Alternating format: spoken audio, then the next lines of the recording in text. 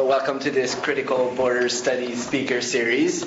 It's been a pretty exciting term and series up to now. Some of you have, been at some of the presentation Ulysses presented last time. This is today we have Emily Gilbert, and then we're going to have two more talk in this series. Chris here has the schedule. If you don't have it already, there's going to be Robert Latham next week, and then after that, William Walters. Today we have Emily Gilbert, who's the Associated Professor of Geography and Director of the Program in Canadian Studies at University of Toronto. And she works on the social, political, economic dimension of North American cooperation with regards especially to border and security management. She studies on how border regimes, and especially the cooperation around border management, reshape notions of citizenship. And she's analyzed the security prosperity partnership, and today works more specifically on the Canada-US perimeter security model. And she looks at how alleged social and economic risk at the border are used to develop programs and practices that are aimed at disciplining behavior, governing population, and reshaping our understanding of citizenship and proper form of citizenship. So today's Emily's talk is entitled Beyond the Border, Canada-US Perimeter Security. There we go. Thanks very much. Thank you. So this is, as you mentioned in the introduction, this is one of the research themes that I've been looking at in the last little while. I've kind of moved on to a different project, but as I was doing so, there was this announcement that was made last February, so February 4th, 2011. This agreement this declaration that was made by Prime Minister Stephen Harper and President Barack Obama, that they would work on this Beyond the Border agreement. So the full title, Beyond the Border, A Shared Vision for Perimeter Security and Economic Competitiveness. Now, I thought I had timed this presentation so that the subsequent release of the documents would have been made already. It was supposed to be September, then October, and then last week. And now there's a good sense that it's going to be at this meeting in Honolulu this weekend. So I've missed it maybe by just a few days. So really what I'm doing in this paper is not talking about what they have decided to act upon with this agreement, but what has been building up to this agreement and trying to think through some of the issues. And I have to say I don't have a really theoretical perspective in this piece, but I'm hoping that there'll be lots of time for discussion and conversation afterwards, because I think the things that are changing on the ground are really, really interesting and maybe will help us think of the border somewhat differently. So I'm going to get into this Beyond the Border agreement and look at some of the things that have happened in the build-up towards it, but just, of course, to lay out the idea of this kind of contradictory border that we have between Canada and the U.S. We have images of the U.S.-Canada border, like this one near Beecher Falls, Vermont, which is just an unpopulated, clear line between sets of trees that doesn't seem to be heavily securitized. That idea of the longest undefended border in the world really is kind of encapsulated in that picture. Or we have the Haskell Free Library that actually straddles the border between Quebec and Vermont. So you can walk in one side and be on one side of the border and then have to cross over and get your book out, and you actually are crossing over the international boundary line there. Those are some of the kinds of images that we think of with respect to that idea of Canada as being this longest undefended border. We also have lots of different ways that we're moving towards what is more of a kind of a network imaginary in terms of thinking about Canada-US relations. Some of it positive, some of it very negative. I'm just going to show a couple of slides to try and capture this image here. So this is one, the Asia-Pacific Gateway and Corridor Initiative, which just shows new transportation routes that are being developed that really do kind of move in a north-south, east-west kind of axis that are complicating the border in terms of the trajectory of transportation of goods. Or, of course, the more controversial at the moment, Keystone Pipeline, that is, again, another network that is connecting Canada to the U.S. And again, I'm not presenting these as ideals in any stretch, but just a way of thinking about the Canada-US border as very integrated in terms of its economy. Or here's a proposal that was released in the Globe and Mail just a few weeks ago about a proposal for a high-speed rail network that would cross the Great Lakes region. And again, it's just pointing to these images, or some of the images that we have around the Canada-US border that are integrated and open and kind of speak to that idea of efficiency and smooth flow, etc. And yet at the same time that we have those kinds of characterizations, we also have drones, unmanned drones, that are circulating, and we have another image from the Globe and Mail. They've been very helpful to me in the last little while, which here on the map shows the airspace that the predators are able to pass through. And these are actually the same predators that they're using in Iraq, Afghanistan, and Pakistan, although we're told that they don't have missiles attached to them. So unlike those, they are just there for surveillance purposes. But they're there patrolling the border to make sure that people and illicit goods do not cross when they're not supposed to.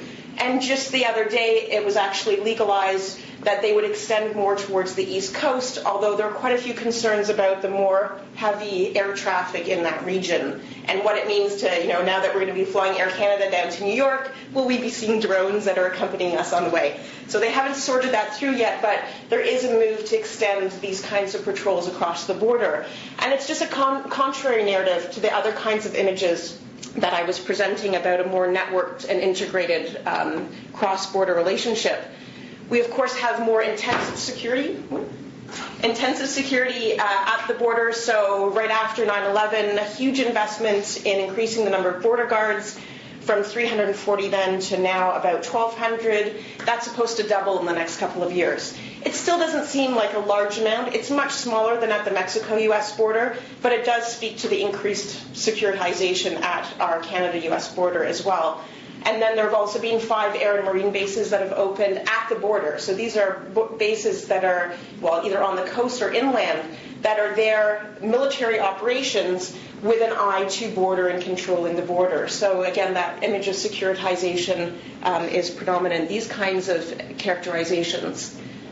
And of course, Janet Napolitano, who's the U.S. Homeland Security Secretary, made it very clear when she came into office that she was as concerned about the northern border as the border between U.S. and Mexico. And so there's been a shift in the ways that our border has been understood. Particularly for her, she said, they are the same in law, so we need to treat them the same. So if we're going to more heavily securitize the U.S.-Mexico border, we need to be doing similar kinds of things at the Canada-U.S. border. And there have been proposals for a physical fence as well as a virtual fence to be put up between Canada and the United States. This government accountability report that came out just a few months ago said that only about 1% of the border for them was at an acceptable level of security. And given all the intense securitization, this has created more kind of drama at the border as well, worries that we do not have enough security. There's concerns that, again, because of what's understood to be our lax immigration policies, we have too many refugees coming to the country, we don't track them enough, that there's more potential for a terrorist to come into Canada and get into the United States than there is to the south. So again, really interesting kinds of dynamics that are being presented in these kinds of reports, being presented by government representatives. Interestingly, though, although they flagged terrorism as a key issue in the preamble, the kinds of things they actually are showing that are happening at the border are drug smuggling, currency mobility, movement of currency illegitimately, people who shouldn't be crossing the border who don't have the papers that they need, as well as weapons. So even though terrorism is held out as the big issue, that's not actually what is happening when they're apprehending people at the border. So as I said, my theoretical framework here is extremely light. I have one quote here by Etienne Balibar, and it's an older piece as well, so even pre-9/11. But it really speaks to what I'm trying to struggle with working through here with respect to what's happening at the Canada-US border. Because as he says, borders are being multiplied and reduced in their localization and their function, and they're being thinned out and doubled. And it's really that complexity and paradox that I see so much in evidence at the Canada-US border, and really what I'm trying to figure out in terms of what's happening. So that's my kind of really big, strong theoretical There you go. And we can talk maybe more about what's happening. So to take Balibar, again, and to kind of move us into talking about the more current arrangements, we have these twofold things happening. The securing of the border that's happening, more securitization, but also a thinning of the border, but in that thinning, making those border practices more extensive. So what I'm going to argue is they're not disappearing. It's not that we don't have that security. It's just being spread out across and away from the border. And I really want to think about that as the border becoming internalized and still being used as a rationalization or a justification, but not simply at the border itself. So how we think about what's happening in those terms. But it's that dual process, so the securitization as well as that, so that more intensity at the border, but also this more extensive kind of understanding of the border that's happening. And what this really speaks to, and what I'm going to pull out with respect to the perimeter security agreement, is this idea of interoperability. And I said it without slurring, that's great. I tried to practice. Interoperability, which doesn't always roll easily off the tongue. But this is kind of one of those terms that's really being pushed out in the ways that the border is being thought about, the Canada-US border. And what I want to talk about is what does this mean in terms of interoperability? So the term itself, one of the origins is military. I think that's the most common use of it historically. So NATO here captures it. Interoperability allows forces, units, or systems to operate together. It requires them to share common doctrine and procedures, each other's infrastructure and bases, and to be able to communicate with each other.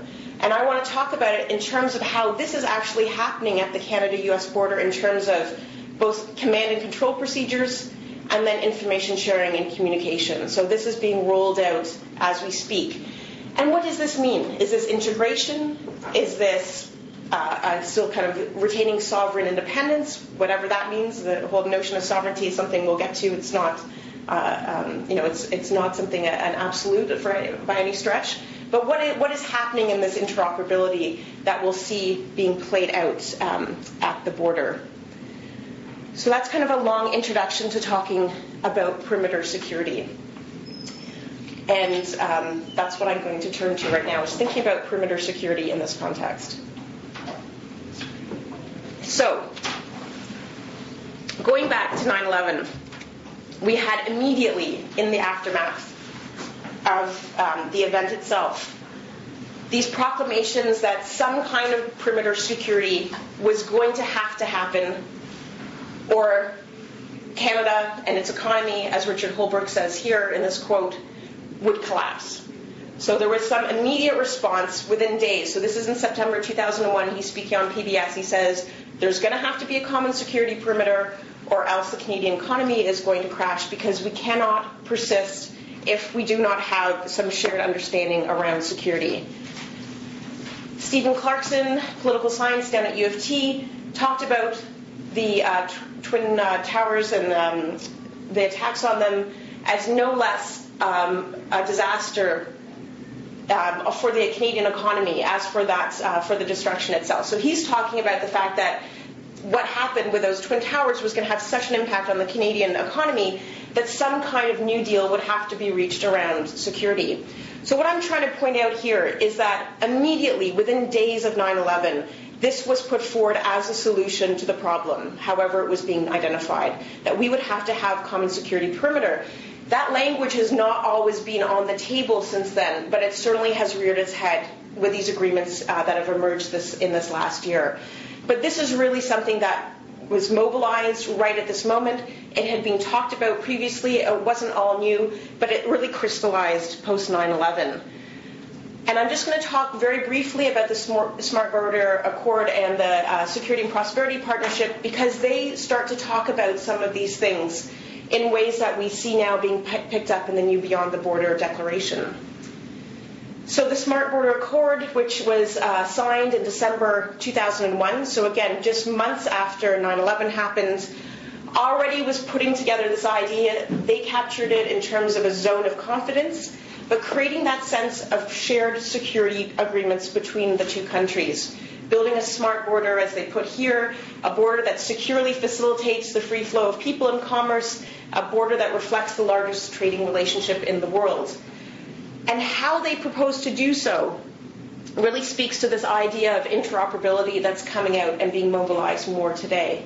So sharing of information on airline passengers, joint immigration databases, changes to refugee policies and visa policies so that they're more in line across the two countries.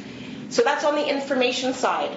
But we also have this introduction here, or certainly more of an emphasis on common border policing teams. So thinking more about these border security people working together across the border.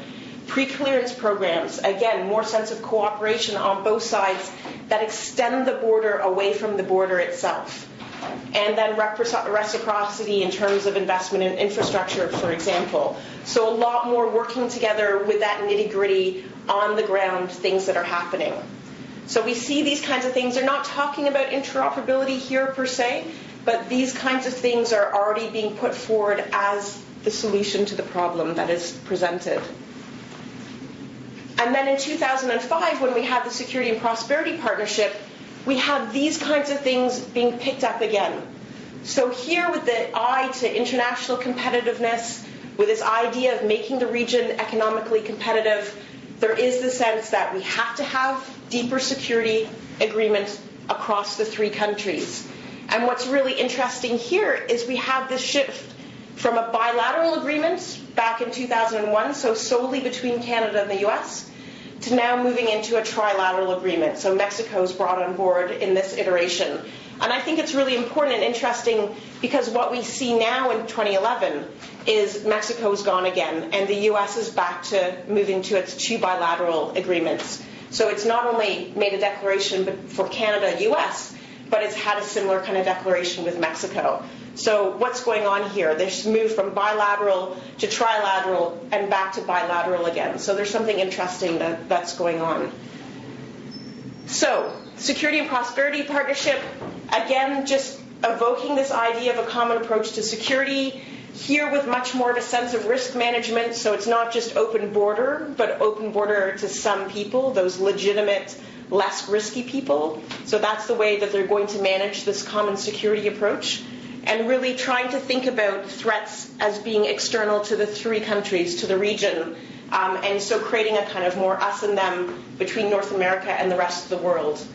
And again, just to go back to that idea of interoperability in terms of communication and command and control, it also very clearly stated in their statement that the SBP would be strengthening intelligence and law enforcement cooperation. So again, that's that dual process, information sharing, but also more connection across the border security personnel themselves, and more working together in cooperation across their initiatives.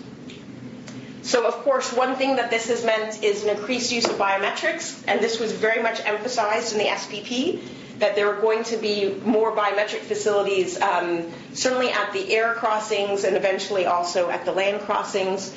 So here's an example of taking an iris pattern, and the iris is a particularly individualized part of your body. It's very hard to damage it, and you actually can generate through the light particles that are projected with those rays the kind of barcode that you see there that then turns into the kinds of pre-clearance passes they have created, like US Visit. So that's all the biometrics, is creating that facility for passing the border for those people who are deemed to be less risky.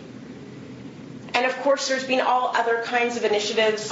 So the SPP was interesting because it brought together the economic alongside the security and all these different things like autos, harmonization of external tariffs, regulatory processes, and again, as I just mentioned, the pre-clearance programs, but also these quality of life issues that I wrote about, as you mentioned previously. So really talking about the bigger picture, right? The environment, education, science and technology, a really expansive document that spoke about security, prosperity, quality of life, bringing together the three countries, talking about the future, realizing the full potential of our people. A very interesting initiative when it came out in 2005.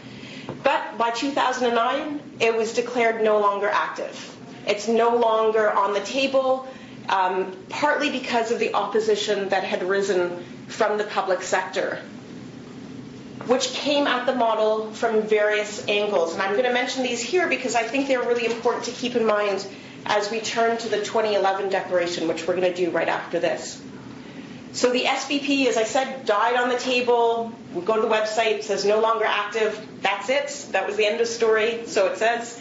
And some of the criticism has been around how it was really an overture to the market, so it was really looking for market regulation of, or market initiatives that would help create those external tariffs, create the common sense of economy within the region, but also because with the SPP there was never any consultation in any legislature with the public. It was all very much at the presidential level or prime ministerial level and their cohorts. And so there was never any sense of accountability or transparency. So the process was really problematic. And that was one of the big criticisms coming out vis-a-vis the SPP.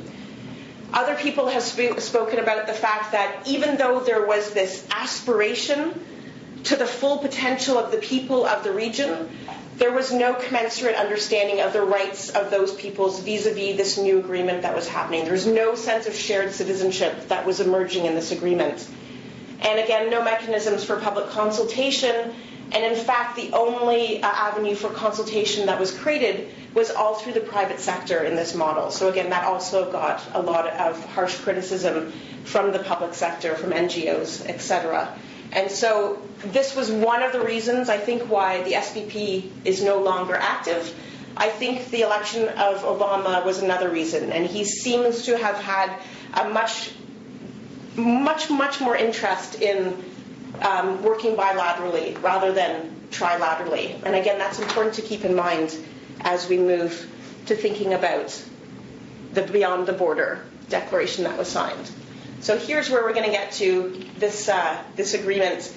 And again, it would have been wonderful had they said, this is what we're doing with it. And this is a very interesting thing because they assured us months ago there was going to be something concrete. We were going to have the new principles in place by the fall. And then they've kept postponing it. And now what's leaked out into the press is that the big agreement that they had been talking about is no longer going to happen. They're just going to have a few little items that are introduced.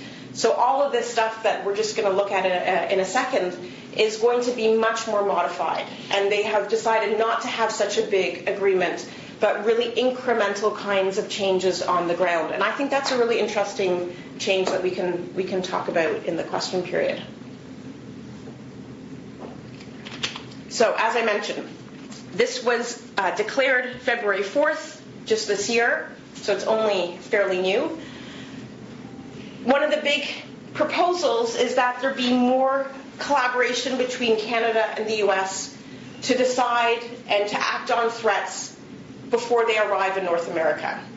So that really is giving a sense of cooperation across the two countries, deciding who those threats are, working together, and creating kind of a fortress between Canada and the US against however that threat is conceived out there. We have this move to more and more biometric screening, which we've seen came in back in 2001, reiterated in the SPP, and now is really played up again in this declaration, including entry and exit data sharing. And what happens now, if you are not a Canadian and you're going into the United States, you get fingerprinted and your iris scanned when you go into the country. Now, Canadians are exempt. We've pushed for this. But everybody else does. So you don't want to get behind a plane that's a British Airways plane because they all have to go through that fingerprinting and the iris scanning, and it takes a long, long time. And the idea for the US is that they will also be doing that for everyone that leaves the country. And this is so they can not only track people when they arrive, but to make sure that they leave when they're supposed to. What they said in February was they were going to have a shared system so that we would do that as well in Canada. And that the databases would be integrated so that people could come into the US and leave through Canada, and it would be a seamless, integrated process. That's one thing that they proposed. There's also some mention of a health security partnership that they were talking about, although not very many details were given on that. But a whole other slew of different kinds of initiatives that were on the table. So more emergency management cooperation, like shared strategies to deal with natural threats or man-made threats. So again, more integration across the border and how they're going to address any of these kinds of extraordinary events that happen. This is something that's already been in the works, as I'm going to show in a minute, but this is something that they've emphasized that they want to work on, and really speaks to that idea of interoperability, so that you're creating this kind of seamless arrangement across, and we'll see not just the border security, but RCMP and other kinds of agencies on both sides of the border. So this also means shared port infrastructure, and it's not just the physical infrastructure, but also really an emphasis on cybersecurity. That's a new kind of security that's really taken up in these new directives from the governments. And then around customs processing, regulatory compliance, integrated cargo security, some of the things that we've already seen come out, particularly through the Smart Border Accord and the SBP, are again front and center in what is being proposed with this initiative. We don't know, again, what it's going to look like, but this is all that was put on the table back in February. So this was the suite that they laid out for us back then. And what they did as well was to create two different working groups, the Beyond the Border Working Group, which is, in this case, just federal government representatives, which is interesting because the consultative body that was created out of the SPP was largely CEOs of big business in Canada, the US, and Mexico. And that, again, was one of the reasons for the big critique. In this one working group that's been established, it's much more government officials that are, as far as we can make out, the people who are making the decisions. But there's also this Canada-US Regulatory Cooperation Council that's been established. And in both of these cases, we don't really know what they're supposed to be doing. The Beyond the Border Working Group is supposed to be setting out the agenda for the next year and then the next 5 years. The Regulatory Cooperation Council is supposed to be doing more incremental economic changes on the ground. What we've seen happen in Canada is there was actually a consultation process where the government had created a website and invited the public and NGOs and businesses to give them their feedback on the perimeter security agreement. But it wasn't very well publicized. I'm sure how many people in here answered or responded? No. So it was their attempt to be consultative, but there really wasn't any great effort to reach out to the public to get people's feedback. They have put up some responses to their solicitation on the website, and they're a little bit interesting to look at. The people who responded to perimeter security largely were concerned about information and privacy and those kinds of questions. And it was largely business that responded to the section on regulatory cooperation, and they were like, make it more integrated and let's move ahead on this. So it was, what one might have expected in terms of the responses. But what is so interesting about what's actually been happening on the ground is we had this big hoopla back in February about this initiative, which now seems to have died away. And yet incrementally over the last several years, we've had a whole series of agreements that have de facto effectively done exactly what is being set out by this Beyond the Border declaration, with, again, no really sense of in the public about what's going on, no consultation, no discussion in the legislature. So I think of significant concern. So I'm just going to go through a series of these. There was the agreement between the Government of Canada and the Government of the United States of America on emergency management cooperation. That was an older statute that was updated in 2008 to reflect some of these ongoing concerns. But this provides protocol for cross-border assistance in an emergency situation. So they're setting out the guidelines for people to move across the border in an emergency and how to address those kinds of issues around response or relief. There's another one, this one agreed to in 2009, the Canada-US Framework for the Movement of Goods and People across the border during and following an emergency. So another scenario that's set out, if there's an emergency, natural or man-made, on either side of the border, we now are putting into place the protocol for cross-border interaction around what happens there. So there's this sense that we have to have more information sharing, but there's more integration around the operations on both sides of the border, around emergency management and assistance. which may be a very good thing to have that communication and cooperation. But as I mentioned at the very beginning, when we think about interoperability, there definitely is a sense of integration in terms of the mandate on both sides, and that this does not work unless that's happening. And yet we've seen no consultation on, do we want this kind of agreement to go forward? Do we want these kinds of initiatives in place? And if they're going to be in place, do we agree to the kind of shape that they're taking up? So there's a little bit of a red flag for these kinds of agreements, as well as this other one, yet another one signed in 2010. You'd think they have worn it out by now, but this one's on an action plan for critical infrastructure, speaking specifically to borders and the kinds of bridges that we need. We know that they're old and outdated, and they don't have the required access.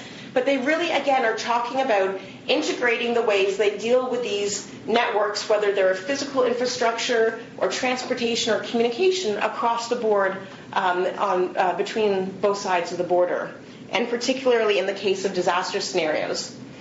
So those three are all interesting, one a year on kind of how we deal with crises that happen on either side of the border. Those are part of what's being unfolding here. But we also have this other really interesting initiative that Beyond the Border is trying to boost up, which is the integrated border enforcement teams that began as a pilot project back in the mid-1990s, but then really got boosted with the SBP, first with the Smart Border Accord and then with the SBP. And we now have these IBETs, as they're called, in 15 regions across Canada, and there are 23 of these teams in place. And these are integrated teams that draw together Canadian and U.S. forces. So as I put here, the RCMP, the CBSA, the Canadian Border Services Agency, the U.S. Border Control, the U.S.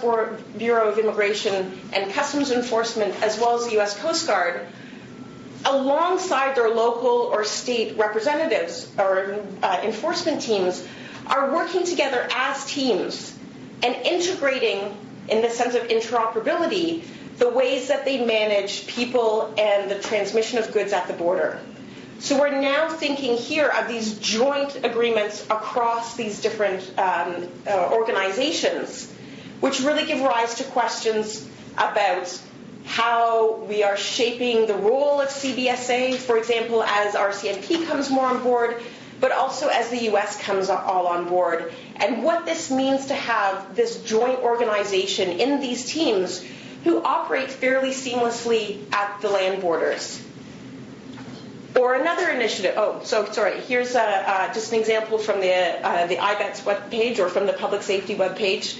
What's again interesting, as I alluded to earlier, is that the IBETS really flag this idea of terrorism as a potential threat and needing to address these border concerns because of the potential for terrorism. And what actually they are doing on the ground is confiscating illegal drugs, weapons, liquor, tobacco, and vehicles. So really what they're ostensibly out there for is not actually what they're doing in practice on the ground. And what that means, if their agenda is terrorism, but they're actually dealing with drug smuggling, they're bringing a lot of the kind of more militaristic approaches that we address on terrorism to the ways that we deal with illegitimate crossers, and I put that in quotes, or liquor crossing the border, tobacco. So there's really a much more kind of securitization of those practices that's changing when it comes to the border through these kinds of organizations like IBETS.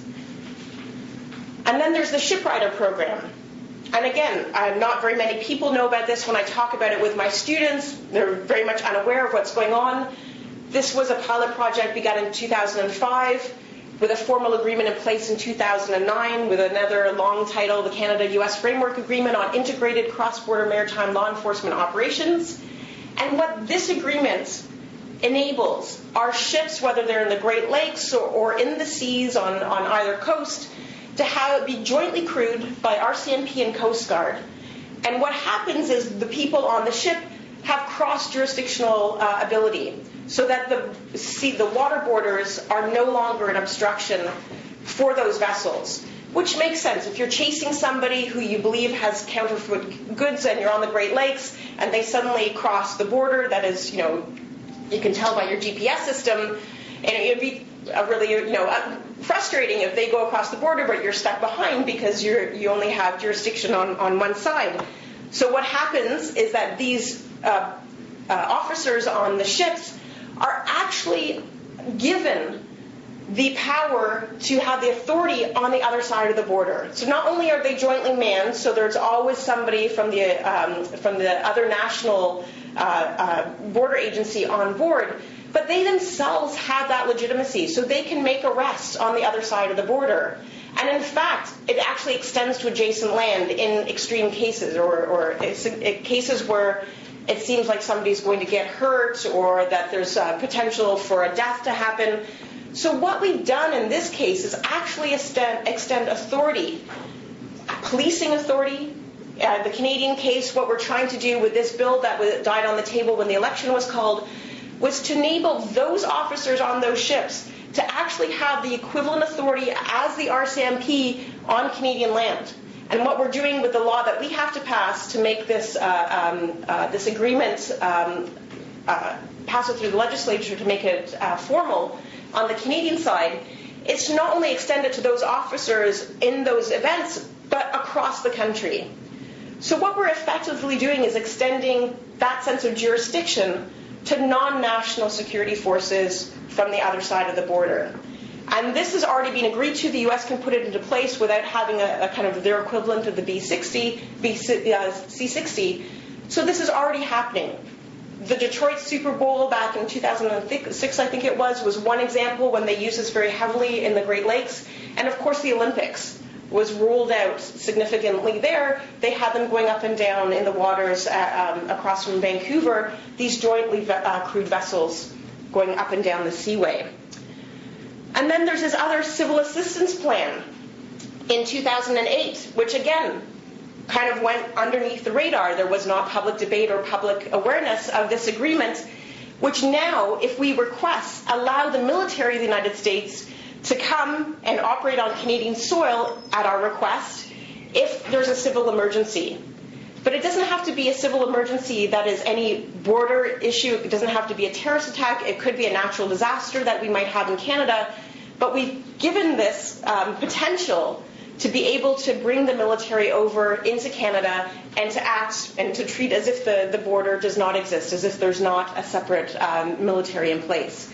And what is so interesting is that we have all of these agreements that have happened already. So it kind of makes you wonder, why do they need to announce this beyond the border agreement anyway, since so much of it is being put into place? There's already this interoperability that has been operationalized between the security on both sides of the border. And one last example here are the ways that these conversations are happening around an expanded role for NORAD as well, which really is, in the North American context, kind of the template for interoperability between Canada and the United States. So taking it beyond just its air jurisdiction and thinking about sea and land command, which is already being rolled out. But again, we haven't really had the kinds of debates that we might want around this. So back in 2005, when Paul Martin was very briefly Prime Minister, one of the things that he did was to stop any move towards Canada-U.S. Northern Command. And that, we did have a public debate. There was conversation about what was happening. But what we have with these new initiatives is this happening, being rolled out without anyone being aware or having that chance to talk about what's underway.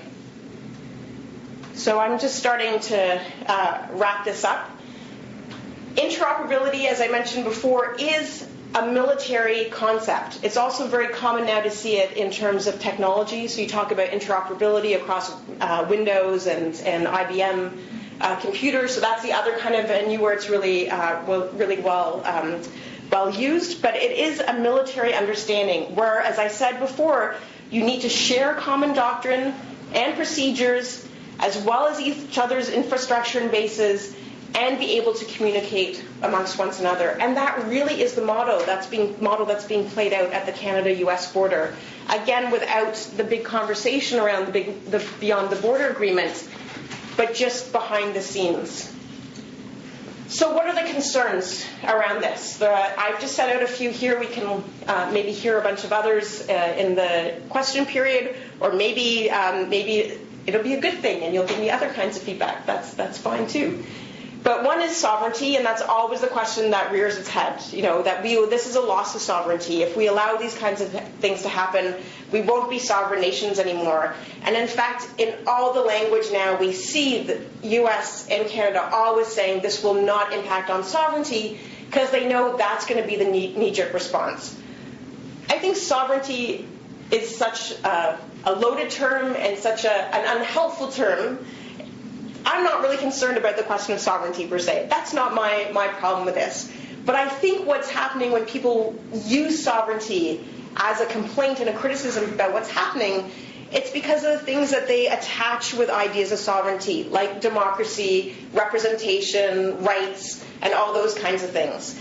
And I think those are the big things that will be transformed as we move into these arrangements. So there's no transparency about what's happening in terms of the consultations that are being made and how decisions are being made, and whether there's any public affirmation of the changes that are happening. There are big privacy concerns when we have this extensive information sharing. So we have the example of Mara Arar, for example, when we had that information sharing between the RCMP and the U.S. CIA or whoever it was that was responsible. We have those examples of not only information being improperly communicated in the sense that it was inaccurate, but improperly in terms of the procedures were not abided by in that transfer of information. There was no, once the information went from the RCMP to the United States, there was no consultation back with Canada, and that contravenes our own rules around that. So privacy around information is a big concern. Accountability. If we have these people crossing the border and we are giving them accountability, police accountability when they're on our land, what does that mean, though, if something goes wrong? And under whose laws are they going to be held? And how do they even get access to and training in those kinds of laws and those rules? And I think that really sets up a very problematic issue around how these things are being played out.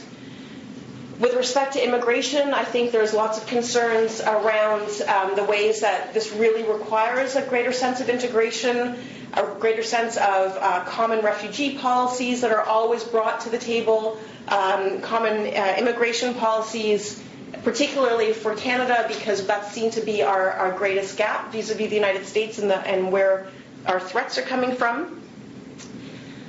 Another concern is that a lot of the incentive for Canadians, as I said at the beginning, was to try and keep the border open. We saw the backlog of the trucks right after 9/11. There's no sense that moving to this kind of arrangement where we have police, border guards going across the border will actually keep those borders open for the economy. There's also this question that it is more of a bilateral move rather than a trilateral one. So what happened to Mexico in all of this? And do we want Mexico back in? And I think that's another interesting dynamic in how this is taking shape. And a big concern that I have is what actually is happening with all of this is the language and how it's presented is that it's taking the security off the border to make us more safe at the external borders. But what's really happening is that sense of security is becoming more extensive and away from the border, but more extensive within the two countries. So the increased authority that's given to border security agencies in Canada, for example, where they can stop you not just at the Canada-US border, as they used to be able to when they were at the land borders, but they're going to schools and asking children or waiting for children to be picked up by their parents and asking them about their immigration status. So we have this sense of security actually extending much, much further away from the border. And I think these kinds of agreements are only helping to cement those kinds of arrangements. And then, given the Canada-US question vis-a-vis Mexico, it's really interesting that this whole language of interoperability is also being played out at the Mexico-US border between Mexico and the US. So this is just one project that was funded for $25 million, I think the total is, coming out of the United States. But using this language of interoperability with these 6 selected communities, 3 in Canada and 3 on the US-Canada side and 3 in, well, maybe there's 7 there. But anyway, there's 4 somewhere and 3 somewhere else at the Canada-US and US-Mexico borders. and really looking at how they can work more on this idea of interoperability. So this has become the kind of language and the kind of framing to think about how to address contemporary border issues. So just to sum up, getting back to my earlier point about the kind of the theoretical framing in terms of understanding the border, I haven't been able to move much further away from thinking about it as complex or paradox. It's both becoming more hardened and more opened at the same time, and how do we deal with those kinds of dynamics as they are playing out? So the increased securitization, as we saw in many respects, but also this move to a security perimeter where we're ostensibly taking that pressure off the Canada-US border. And particularly, as I was saying, how these things are being rolled out, not just in the Beyond the Border Agreement, but in this more ad hoc manner, behind the scenes, so that very few of us actually know about or understand the full details of. And so questions of transparency, accountability, public participation, consultation, all of those I think are really important. And of course, in the Canadian context, there's always a sense that in any of these kinds of agreements that we are going to be ignored in terms of what our contribution is, and that what Barack Obama or the United States and what works for them is what will rule the day. So I'll end it there, and I very much welcome conversation and questions. Thank you.